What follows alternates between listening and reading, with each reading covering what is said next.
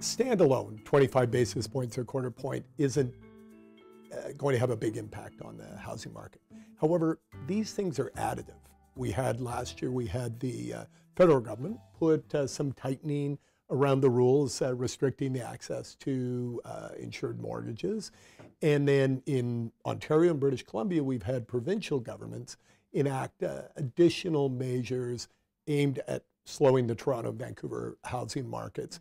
You add to that a bump in the cost of money, and these things start to pile up on each other. So the bottom line is it's much better for the Toronto market, which was irrationally exuberant for most of the last year, and we should see it begin to slow down.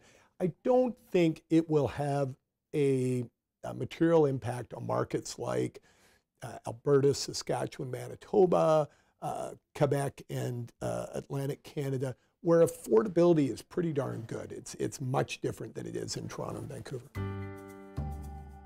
We live in a blessed time for homeownership, where interest rates are so low. You know, for the very first time in Canadian history, over the last 18 months, the line, if you can imagine a line with your mortgage payments and you've got principal and interest.